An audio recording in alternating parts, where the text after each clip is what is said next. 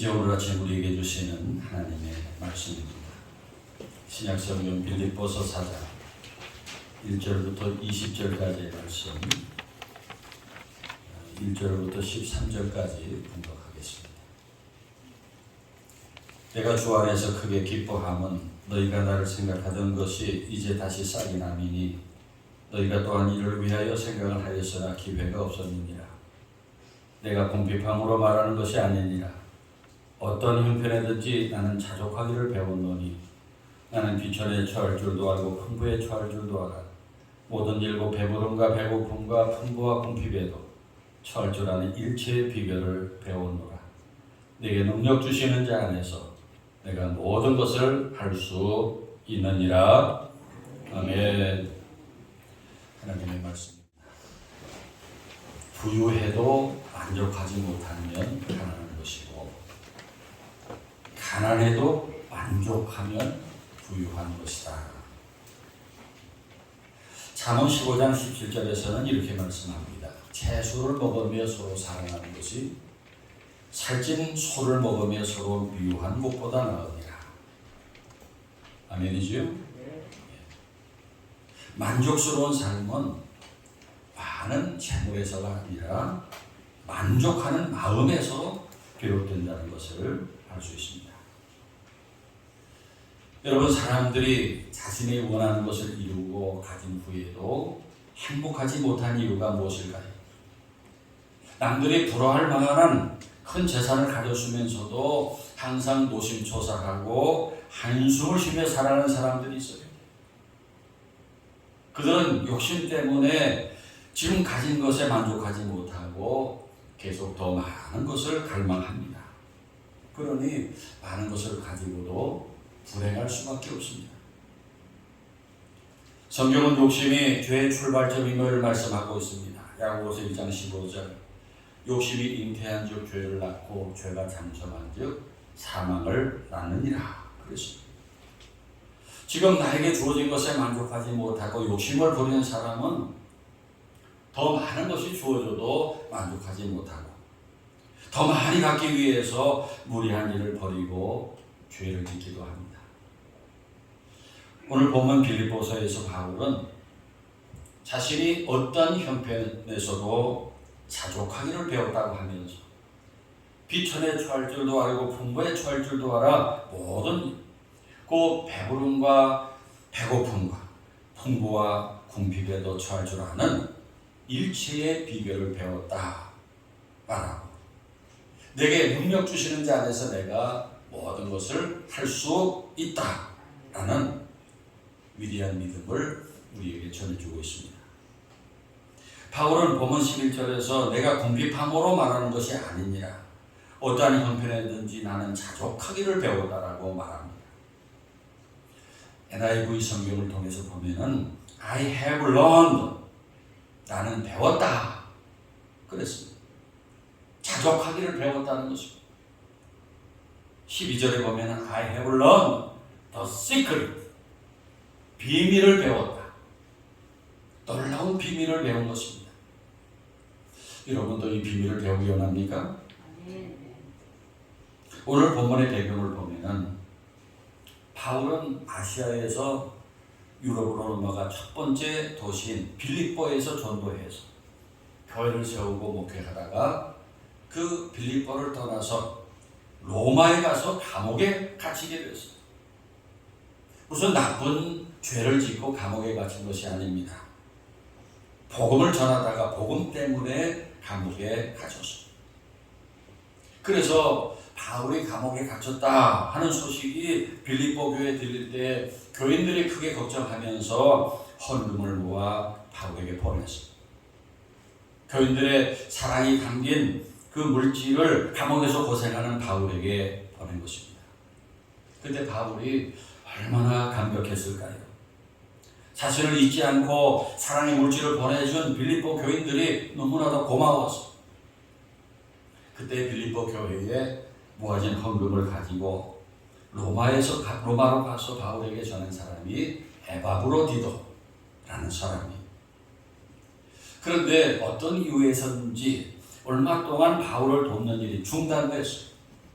계속되지 못했어. 그래서 물질 지원을 받지 못하니까 감옥에 갇힌 바울이 어려움이 컸을 것입니다. 그러다가 바울은 다시 빌립보 교회가 자신을 돕게 되었다 하는 소식을 듣게 되었습니다. 이것을 바울은 빌립보서 4장 10절에서 이제 다시 싹이 났다라고 표현하고 있습니다. 그들의 선한 마음을 고마워하면서 그 소식을 크게 기뻐했어요. 그러나 이어서 바울은 이렇게 말을 이어가고 있습니다. 내가 궁핍함으로 말하는 것이 아니다. 바울은 빌립보 교인들이 자신을 돕는 일에 대해서 크게 감사하고 기뻤어. 그러나 바울은 그런 도움에 연연하지 않는다라는 것입니다. 내가 궁핍함으로 말하는 것이 아니다고 그랬습니다. 여러분 성경을 보면은 바울은 복음을 위해서 목숨을 내놓은 사람, 복음에 목숨을 걸었던 사람이에요. 고린도후서 11장에 보면은 바울은 복음을 전하러 다니다가 죽을 고백을 수도 없이 넘겼어요. 위험한 일을 많이 겪었어요. 그렇게 복음을 위해 목숨을 내놓은 사도가 바울이었습니다. 그래서 빌립보 교회가 물질을 보내주는 것은 고맙지만은 바울은 자신이 어떤 형편에 처하든지 자족하기를 배웠다고 말합니다. 그리고 12절에서는 나는 비천에 처할 줄도 알고 풍부에 처할 줄도 알아 모든 일고 배부름과 배고픔과 풍부와 궁핍에도 처할 줄 아는 일체의 비결을 배웠노라고 말합니다. 여기 보면은 비천과 풍부, 배부름과 배고픔, 풍부와 궁핍, 이 양극단을 다 경험했다는 것입니다. 이 양극단을 경험하면서 이제는 어떤 형편에서도 살아갈 일체의 비결을 배웠다는 것입니다. 놀라운 비결을 배운 것입니다. 그 비결을 NIV 성경으로 보면은 The Secret, 비밀이라고 표현했습니다. 비밀을 배웠다는 것입니다. 특별히 그 비밀은 11절에 보면은 자족하는 것입니다. 이 자족하는 말이 뭐예요? 스스로 자자에다가 만족할 족자입니다. 영어로 self-sufficiency, 환경과 상관없이 스스로 만족하게 여기는 것을 의미합니다. 환경과 조건에 상관없어요. 어떤 상황에 처해져도 그것을 받아들이고 실망하지 않고 살아가는 것입니다. 이 자족에 해당되는 헬라어 아우타르케스라는 단어는 우리 신약 성경 가운데 여기만 나오는 단어입니다. 이 단어는 당시 스토아 철학자들이 즐겨 쓰던 용어였습니다. 당시 스토아 철학에서는 스스로의 노력으로 변경시킬 수 없는 불가항력적인 상황을 신의 뜻으로 받아들였습니다. 자신의 모든 것을 숙명으로 여기고 그 가운데서 만족하기를 추구하였습니다. 그들은 사람이 모든 일에 만족하고 또 자신에 대해서도 만족해야 한다고 주장했습니다. 하지만 지금 바울이 말하는 이 자족이라는 것은 철학자들의 그것과 비슷하지만은 질적으로 전혀 달라요. 그 이유가 바울이 지금 자족하는 비결은 오직 예수 그리스도였게 됩니다. 할렐루야. 그렇게 바울이 만났던 예수님은 어떤 분이셨습니까? 세상에 오실 때 저 가난한 나라 로마의 식민지 유다의 시골 베들레헴의 목수의 아들 누추한 마국간에 탄생하셨습니다. 그리고 33년의 짧은 생애를 머리 둘 곳도 없이 가난하게 사셨고 만나는 사람들도 대부분이 가난한 자들, 병든 자들, 귀신 들린 사람들, 죄인들과 지내다가 핍박이란 핍박은 다 당하시고 마지막에 만민의 죄를 대속하기 위해 십자가에 손과 발에 못이 박히고 피 흘려 고난을 당하시고 죽으셨던 대속의 제물이었습니다. 그리고 그것으로 끝이 아니라 무덤에서 다시 부활하셔서 다메섹으로 가던 바울에게 나타나셨던 예수님이었습니다. 그 예수님을 생각하면 예수님의 고난과 수치와 십자가를 생각하면, 그리고 무덤에서 다시 부활을 생각하면 내가 모든 것을 할 수 있느니라. I can do everything through him who gives me strength. 지역하면은 내게 능력 주시는 자를 통해서 나는 모든 것을 할 수 있다 하는 선언입니다. 여러분, 기독교인의 자족의 비결이 이런 것 아니겠습니까? 우리가 의지할 곳이 어디가 있어요? 우리의 구주이신 예수 그리스도를 통해서, 나에게 능력 주시는 그분을 통해서 그 능력을 힘입어서 어떤 형편에서도 좋다. 혹시 실패하고 넘어졌더라도 또 어떤 환난 상황의 골짜기에서도 망하지 않는다. 다시 일어설 수 있다. 나는 살아갈 수 있다 하는 것이 아니겠습니까? 마가복음 4장 35절부터에 보면은 날이 저물 때 예수님께서 제자들과 갈릴리 바다를 건너가고 계셨습니다. 그런데 큰 광풍이 일어나며 물결이 배에 부딪혀 들어와서 배가 가라앉기 직전이에요. 그런데 예수님은 배 고물에서 베개를 베고 주무십니다. 제자들이 예수님을 깨우면서 선생님이여 우리가 죽게 된 것을 돌보지 아니하시나이까 하니 일어나셔서 바람을 꾸짖으시며 풍랑을 향해서 잠잠하라 고요하라 명하시니 바람이 그치고 잔잔하여 집니다. 그리고 제자들에게 어찌하여 이렇게 무서워하느냐, 너희가 어찌 믿음이 없느냐 라고 꾸짖으셨습니다. 사랑하는 여러분, 오늘날 우리가 항해하는 이 세상이라는 바다, 그 바다에 떠서 항해하는 우리들이 탄 이 작은 배, 바다에는 풍랑이 일어나고 우리가 탄 배는 작고 위태롭지만은 그 배 안에 예수님이 계십니다. 아멘입니까? 예수님이 우리의 운명과 안전을 책임지시는 선장이십니다. 예수님께서 잠잠하라 고요하라 하시면은 광풍이 멈추고 물결이 잔잔해집니다. 그래서 우리 배에 예수님이 계셔서 우리가 여기까지 왔습니다. 때마다 예수님께서 바람을 그치게 하시고 물결을 잔잔하게 하셔서 우리가 이제까지 살아왔습니다. 그래서 앞으로도 우리가 항해하는 바다에 풍랑이 있을 것이고 광풍도 있을 것이지만은 우리 배에 예수님 타고 계시니 이제는 어떤 형편에서도 두려워하지 않고 요동하지 않습니다. 내게 능력 주시는 그분을 통해서 내가 어떠한 형편에서든지 얼마든지 살아남을 수 있고 모든 것을 할 수 있습니다. 그래서 우리 그리스도인들은 지금 나에게 주어진 환경을 하나님께서 허락하신 환경이라고 믿습니다. 지금 내가 처한 환경이 내가 원하는 환경이든 원하지 않는 환경이든 하나님께서 나에게 허락하신 환경이라고 믿습니다. 가끔씩 참 불공평하다 그런 생각이 들 때도 있어요. 어떤 사람은 부유한 가정에서 태어나서 교육도 잘 받고 좋은 직업 가지고 잘 사는, 어떤 사람은 가난한 집에서 태어나서 좋은 교육도 못 받고 좋은 직업도 가져보지 못하고 평생을 가난하고 힘들게 삽니다. 누구는 걱정이 없이 사는데 나는 어려움이 많이 있어요.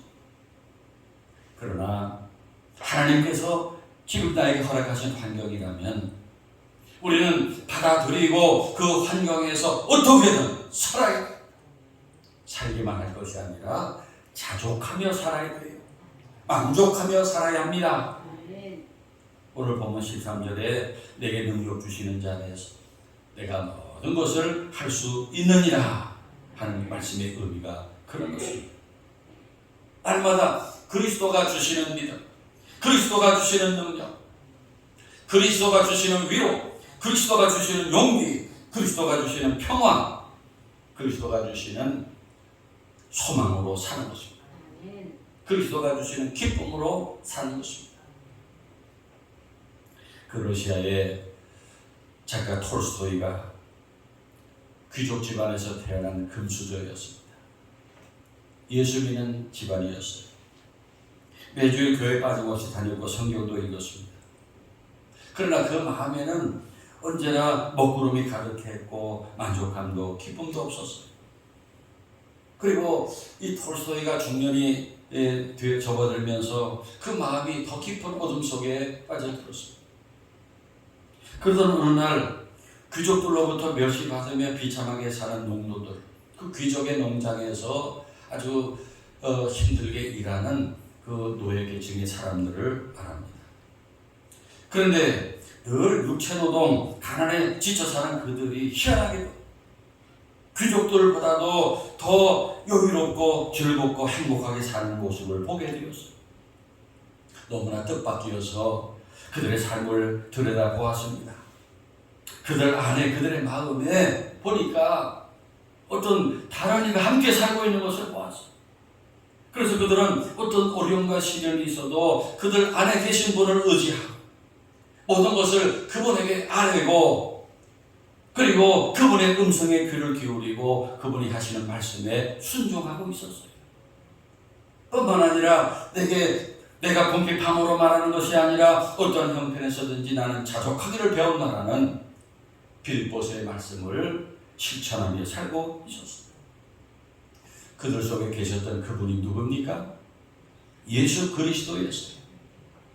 그 후에 이 톨스토이는 자신도 그런 신앙을 가지기 위해 부단히 노력하는 것과 은혜를 받고 깊은 신앙을 가지게 되었습니다. 그 결과 영혼의 갈증도 채워지기 시작했으며 삶에 큰 만족을 얻으면서 대작가가 될 수 있었다라고 하는 것입니다. 구약의 하박국 선지자는 이 사실을 너무나 잘 알고 있었기에 이렇게 고백했어요. 비록 무화과나무가 무성하지 못하며 포도나무 열매가 없으며 감람나무에 소출이 없으며 밭에 먹을 것이 없으며 우리의 양이 없으며 외양간에 소가 없을지라도 나는 여호와로 말미암아 즐거워하며 나의 구원의 하나님으로 말미암아 기뻐하리로다. 할렐루야. 그것을 바울은 이렇게 결론 내리고 있어요. 내게 능력 주시는 자에서 내가 모든 것을 할 수 있느니라. 그러니까 이 문맥의 의미를 모르고 무조건적으로 하나님이 능력 주시면 내가 모든 걸 할 수 있다 생각하는 것은 절반밖에 모릅니다. 문맥상으로 보면 바울의 고백은 이렇습니다. 내게 능력 주시는 자 안에서 나는 부하든 가난하든 풍부하든 궁핍하든 어떤 환경 가운데서도 자족하며 살아갈 수 있다. 아멘입니까? 바로 이런 자세가 그리스도인들의 삶의 자세입니다. 그리스도인은 어떤 형편에 처하든지 내게 능력 주시는 자 안에서 살아갈 수 있어요. 덧붙여서 자족하며 살아갈 수 있습니다. 한 소년이 길에 세우던 멋진 승용차를 이리저리 살펴보면서 물었어요. 아저씨, 이 차 비싼가요? 그럼 이거 아주 비싼 자동차랍니다. 얼마나 하는데요? 그건 나도 몰라. 이 차는 내 형이 나에게 사준 차야. 그러자 소년이 한숨을 쉬면서 말합니다. 나에게도. 한숨을 쉬니까 차 주인이 너에게도 이런 차를 사줄 형이 있으면 좋겠다는 말이지? 말하니까 소년이 고개를 가로줬습니다. 아닙니다. 제게 돈이 많이 있다면 제 동생에게 이런 차를 사줄 수 있을 거라고 생각을 했어요. 그 차 주인이 이 기특한 소년을 집까지 태워다 주었습니다. 소년은 자기 집 앞에 이르자 잠시만 기다려달라고 부탁하고 소아마비로 제대로 걷지 못하는 동생을 데리고 나왔어요. 그리고 소년은 동생을 거꾸로 안고 큰 소리로 이렇게 말했습니다. 자, 봐라. 저 아저씨네 형이 저 차를 사준 거예요. 이제 형이 이 나이에 커서 돈 많이 벌면 너한테 이런 차를 사줄게. 그러면 다리가 아파 가볼 수 없는 곳도 형과 함께 마음껏 달릴 수 있을 거야 라고 말해줍니다. 성도 여러분, 우리 그리스도인들은 내게 무언가를 해줄 그 누구를 찾기보다 힘들어하는 사람들에게 내가 무엇을 해줄 수 있을까를 찾는 사람들이. 우리는 그런 도움을 받지 못한 것을 불평하지 말고 도움이 필요한 사람들에게 무엇을 해줄 것인가를 생각합시다. 그리스도인은 부하든 가난하든 나보다 더 어려운 이웃을 도우며 사는 것입니다. 그리고 본문 19절을 봅시다. 나의 하나님이 그리스도 예수 안에서 영광 가운데 그 풍성한 대로 너희 모든 쓸 것을 채우시리라. 여기에 채우시리라 하고 하는 이 말의 헬라어가 플레로세이라는 단어인데 미래 능동체로 하나님이 반드시 채워주실 것이다 라는 의미예요. 바울이 강조하는 것은 하나님께서 자신의 모든 것을 채워주셨던 것처럼 그 빌립보 교회 성도들의 필요를 반드시 채워주실 것이라 하는 축복입니다. 당시 바울이 감옥에 갇힌 주 예수의 처지로 빌립보 교회를 어떻게 돕겠어요? 자신은 도울 수 없지만 그러나 살아계신 하나님께서 그들의 모든 필요를 풍성하게 채워주실 것이라는 확신을 가지고 빌립보 교인들에게 축복합니다. 나의 하나님이 그리스도 예수 안에서 영광 가운데 그 풍성한 대로 너희 모든 쓸 것을 채우시리라. 복을 비로줬어요. 여러분, 그렇습니다. 지난날 하나님께서 우리의 모든 필요를 채워주셨고 앞으로도 채워주실 것입니다.